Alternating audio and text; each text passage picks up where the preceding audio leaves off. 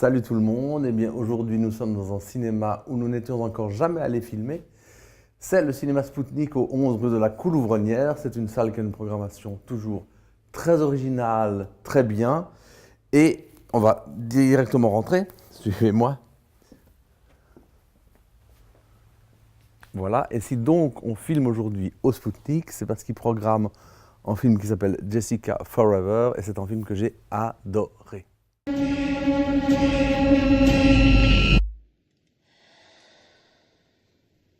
Ne t'inquiète pas.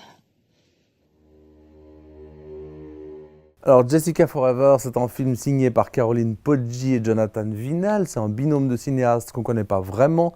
Ils ont réalisé plusieurs courts-métrages qui ont été primés dans des festivals et ils jouissent d'un petit culte tout à fait mérité, à mon avis, surtout au vu de ce Jessica Forever que je vais ramer pour résumer. Parce qu'effectivement, c'est un film qui ne ressemble qu'à lui-même.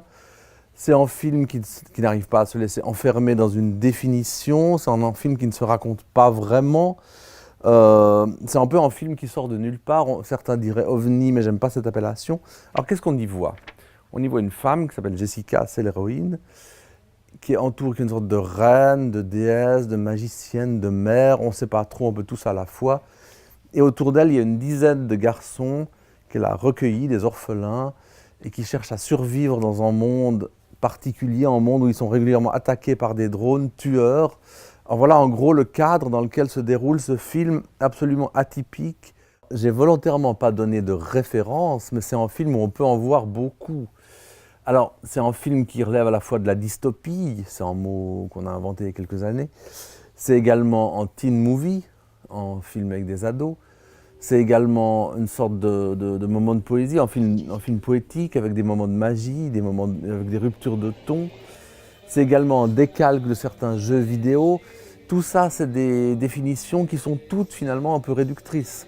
Voir ce film et le définir comme c'est ceci ou cela, c'est pas tout à fait ce qui m'intéresse. Je le disais avant, Jessica Forever, c'est une expérience de cinéma et c'est ça qui est formidable. Parce que c'est un film que je ne cherche pas à comprendre, c'est un film qui ne cherche pas à m'expliquer quelque chose, à me raisonner sur quelque chose. C'est un film qui m'embarque, qui me submerge, qui m'entraîne, comme un rêve finalement. Alors que c'est pas du tout un rêve, c'est un film, un objet d'art qui combine avec l'abstraction, qui joue avec l'abstraction, qui compose un univers ludique. Mais c'est à la fois tout ça et c'est pas tout ça à la fois. Donc c'est ça, sa force, elle est là. Elle est dans cette unicité, elle est dans cette manière de représenter quelque chose et de nous capter sans nous proposer de référents extérieurs qu'on connaîtrait déjà. C'est un film qui parvient à nous surprendre à chaque instant, à chaque plan, à chaque image. Donc voilà pourquoi il faut à tout prix y aller, d'autant plus que mercredi soir, les deux cinéastes seront là au Spoutnik pour en parler avec l'actrice principale du film, celle qui joue Jessica.